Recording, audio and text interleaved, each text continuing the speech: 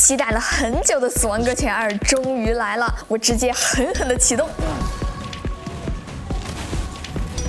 你怎么这么自私？死亡搁浅这个名字，就算你没玩过，也一定听过它的大名。极强的艺术性，再加上独特的玩法，再加上制作人小岛秀夫极强的个人风格，可以说死亡搁浅是我玩过的最特别的游戏。第一代死亡搁浅的故事大概就是世界支离破碎，地面危机四伏，主角这一类人可以感知危险生物，所以成为了快递员，让全美国连上物联网，重建新美国。游戏刚出的时候，有人抨击死亡搁浅世界观离奇，怎么可能有这种大家都不敢出门的情况嘛？直到真的疫情来了，直接把这个游戏抬升到了一个全新的高度。6年后，《死亡搁浅》推出全新续作《死亡搁浅2》。先说结论，我觉得这一次的新作是近几年来体验最好的游戏续作之一，不仅完美的继承了一代的核心玩法，而且还让游戏体验丰富了非常多。如果你是新玩家，想知道游戏好不好玩，犹豫要不要入坑，那接下来的视频应该可以帮到你。本期视频不涉及核心剧情剧透，可以放心使用。如果你很喜欢一代的话，完全可以无脑入，绝对值回票价。一代陪伴我们的 BB 洛还长大了，变成了世界上最可爱的小宝贝。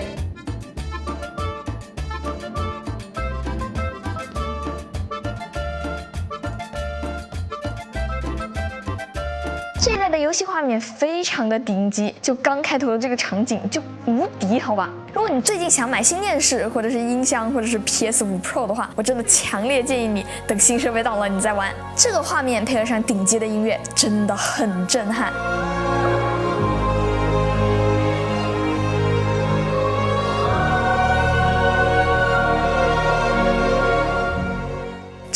我想先跟大家聊聊游戏音乐。《死亡搁浅1》的游戏音乐可以说是运用到了极致。玩过第一代《死亡搁浅》的玩家一定忘不了山姆第一次背上养母的尸体走进荒野，镜头拉远，歌声渐渐在山谷中响起。当我后来再次体验的时候，再仔细去看一下歌词，真的要看哭了。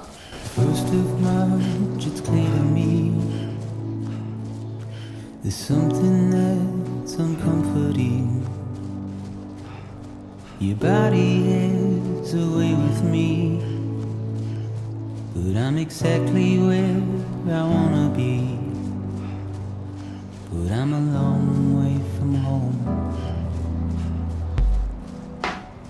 乐队的核心人物 Rain 早年在美国创作摇滚，风格逐渐转向氛围流行。《死亡搁浅1》本身游戏取景就来自于冰岛火山岩台原，再加上歌手长期在冰岛生活，受这种寒冷孤独环境的启发，创作的音乐更是充满冷寂美学。如果仔细观察的话，你会发现音乐出现的位置、地势也会比较平坦，让你本身就没有太多的操作压力，同时也会降低外界的声音，让玩家能够更加沉浸在游戏中。几年前我刚玩完《死亡搁浅1》的时候，我还收了一张这个《死亡搁浅》的喷溅胶。当时我收的时候，它大概是1300的样子吧。现在这一张胶已经要4000块钱了，就离谱。我一直都没有很舍得拿它去上唱针。给你们看一下这个喷溅，还是半透，特别的好看。我之前还特意去查过这个喷溅胶是怎么做的，我以为是拿什么东西把它喷开来，结果呢，它就是拿了一个像甜甜圈一样的东西给它压出来的。所以理论上你的每一张喷溅胶都是独一无二的，哪怕是我这3个颜色，它喷出来的这个效果也是完全不一样的，就更有那种爆炸的感觉，这个就有晕染出来的感觉。大家比较熟的2首歌都在这个 Side 1上面 ，Don't Be So Serious， 还有这个 Bones。Some mistake. Don't be so serious.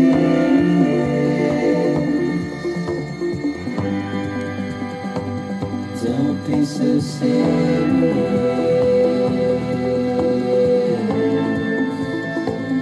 Don't be so serious.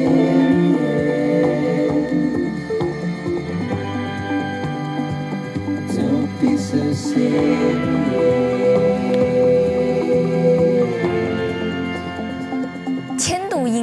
serious.Rain 在2022年因肺炎去世，享年40。当时听到这个消息的时候，我天都塌了。《死亡搁浅2》里面我们还能听到 Low Road 的歌，但这一次听到更加意难平了，可能这也属于连接带来的痛苦吧。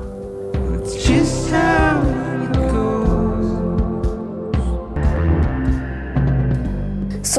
2的游戏音乐也很优秀，这一部的游戏氛围不再像上一座一样孤独死寂，我们有了更多的伙伴和朋友。从许多歌里面，我们也能听到梦想与希望。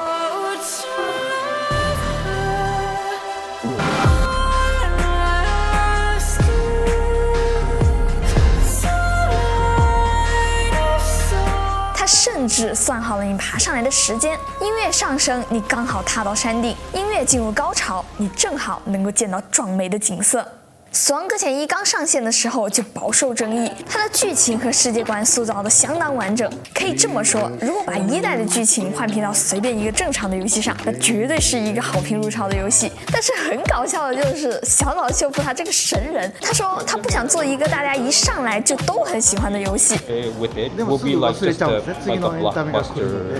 What to do is there's 10 people, 4 people would just say, I love it. I will never forget this rest of my life. 你听听，这是人话。所以1代游戏发售的时候，游戏的风评真的非常的两极分化。其中最有争议的2点，一个是游戏的核心玩法，竟然真的就是送快递；第二个呢，就是前期极强的挫败感。我们先讲送快递，没错，游戏里面全部的玩法就是把一件东西送到另外一个地方，偶尔在送货的路上再清几过怪，就这么重复上几10个小时。也难怪在一些直播或者是视频底下看到一些评论，都看不懂这个游戏好玩在哪，真就这么送几10个小时的快递啊！但这就是我觉得《死亡搁浅》最特殊的一个地方了，它的游戏性真的没有办法用直播或者是视频看出来，一定要自己亲自体验才能发现其中的妙处。当你自己上手开始送货的时候，你就会发现你需要抉择的事情有很多。这一代你能看到非常精细的地形图，在这里你可以提前给自己制定路线，你的路线还能提示风险等级。一般来说，我们要尽量避开陡峭的悬崖，如果要翻山，就得带上梯子、攀爬钉；如果途经敌人领地，就要携带足够多的枪支和手雷；如果想绕点远路，避开危险地区，最好还得多带双鞋子。而每一件货物都会实实在在的背在肩膀上，影响你的平衡。有时候我们带的东西有一半都是旅行装备，规划带什么就非常重要了。直播看着无聊，还有一个原因就是每一次看到山姆都是在走路，但其实你自己玩的时候，你就会发现，竟然有能把走路做得这么细腻的游戏。这可不只是光推摇杆前进就完事儿了，你需要时刻去保持货物和身体的平衡。如果货物的重量不均匀，又或者是路面上面有一些崎岖，就很有可能吧唧一下摔在地上，爆一地的装备。我还记得1代有一段是要你送一个核弹头，那玩意儿是真不和你玩虚的，但凡磕它一下，那是真的直接和你爆了。所以夸张一点说，你走的每一步都需要计划一下，很有可能你往左多走一步，绕过一个台阶，就能减少一次失衡的风险。上一代最受诟病的还有一个就是前8个小时的流程，对很多新人来说极其折磨。第一次遇到 BT 甚至都没有办法还手，当时玩的时候真的是给我下出心理阴影了。这一代在前期就会给玩家到3轮摩托车和皮卡车，车辆也好开了不少，驾驶技术好的话，翻山越岭6BT 完全不是问题。可以说这一代完全能让你更加愿意送货，而且为了游戏性，2代增加许多战斗装备和敌人，恐惧来源于火力不足。现在一个清理 BT的任务，我直接带25个血手榴弹，直接给他整个纯推了，好不好？现在的子弹也不会致死，清理丘丘人据点，直接带满机枪过去突就完事儿了。不过这样带来的就是另外一个问题了，前期没有接触过这些折磨，2代会少了一点孤独的感觉，少了一份对未知的恐惧和度过恐惧的安心，睡在宿舍里面的归属感也没有那么强，就连魔爪都不赞助了，换成了青岛啤酒。而且不再有一大段的剧情给你渲染 BT 的恐怖或者是时间雨的威力。如果你没有玩过1代，可能会有非常多抽象的概念无法理解，只能说小岛不在乎。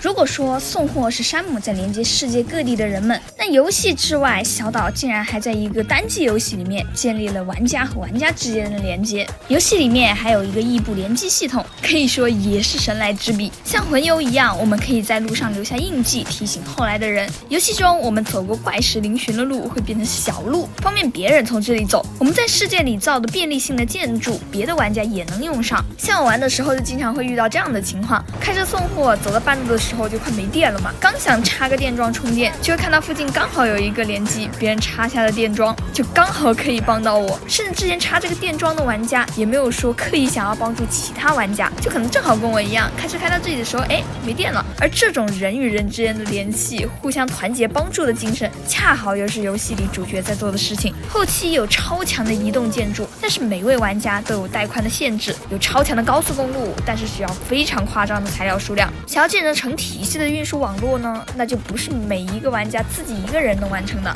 而且以上说的种种便利都需要建立在你已经帮忙把网络通上的地方，在没有通网的地方，你必须要孤独的独自探索第一遍，甚至连随身听都不能放歌，这就让玩家更加想要把世界各地的人们都连接在一起了。这种机制把打怪升级获取奖励、收入宝箱变成了奉献自己的材料，把金钱交易讨价还价的系统换成了别人给你点赞。他用一个独特的游戏框架让玩家发自内心的去做，这也就是我觉得小岛最神奇的地方。不过既然能帮上忙，有时候也会帮倒忙。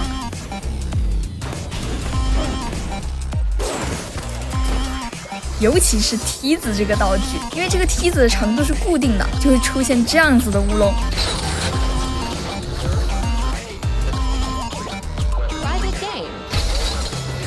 所以也有玩家叫它异步 PVP 系统。游戏里还有一个给我笑死的彩蛋，小岛秀夫拿索尼的钱公款追星，真是神人了。在游戏中期，我们会遇到小岛最喜欢的 VTuber 兔田佩克拉，他是 Hollow Knife 的3期生成员，他的经典口头禅就是 Peko Peko。第一次见到他的时候，感觉这也太抽象了，为什么游戏里面会有2次元呢？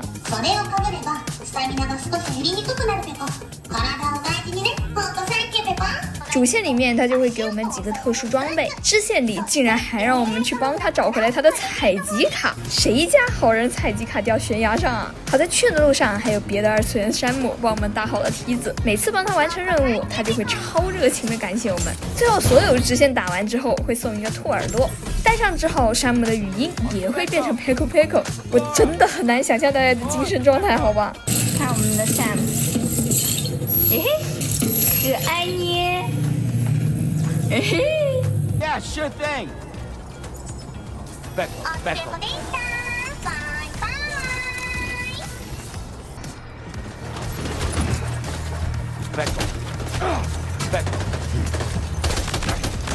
无语了，这山姆也是神人。Becco.再来说一下游戏性能，比起1代，画面有了非常大的提升。在 PS5 和 PS5 Pro 上，可以说只是优秀与非常优秀的区别。即使是 PS5 标准版，性能模式也可以在大部分的场景下维持 4K 60帧。用 PS5 的朋友可以不用那么着急升级设备 ，Pro 在大场景下的画质还要更加真实一些。这里我也找了个同场景，给你们来看一下标准版和 Pro 版的区别。在都是 4K 60帧的情况下，可以看到 Pro 版岩石纹理更加精细一些，远处草丛的细节也会更加多一些，整体观感上面会强上不少。但在画面压力大一些的雨天，画面更加复杂的情况下 ，PS5 会主动降低一些分辨率，优先维持60帧的帧率，植被会出现比较明显的模糊感，这一点上和 Pro 版本会有较大的差距。这里顺便给大家看一下 PS5 Pro 性能优先和图像优先之间的区别。但实际游玩体验，我会觉得整体观感相差并没有特别的明显，主要体现在远景的细节上面。不过这年头，就连 Switch 都能上60帧了，30帧的游戏还是有点太遭罪了。大家能接受30帧吗？这一次不跟大家聊剧情，就来说一下整体的游玩体验吧。首先，这一代的游戏体验大幅优化，战斗更加爽快多样，新的载具比起之前更加好用了，还有一些新的创意，但是本质上核心玩法并没有区别。甚至可以说，如果你完全不接受1代，那你大概率还是玩不了2代。它基本没有那种刺激紧张、爽快拼杀的部分，更多的时候你还是在解决你怎么跨过你眼前的这一坨石头。剧情上，游戏中有很多抽象的概念，都用知识库来告诉玩家。如果你是没有玩过上一代，很多过场剧情简直就是谜语人大乱斗，根本不知道他在说什么。可以说第1代更孤独、更深刻、更沉静，这一代门槛更低、更温暖、更充满希望。强烈建议玩过1代再来体验2代。但是如果你问我这一代好玩吗？我真的觉得很好玩，尤其是第3章可以修路之后，那种狂吃球球人营地再去修路的节奏，真的太开心了。是谁没有送货成瘾症呢？我自己就沉迷于送货，我也很喜欢小岛大爷的艺术创意。如果这个游戏只剩送货的话，我觉得我是玩不下去的。但如果果这个游戏又是纯播片呢，那我也是完全不感兴趣的。但是就是有《死亡搁浅》这么个游戏，能把它们平衡到恰到好处，在我心目中就是最艺术的游戏。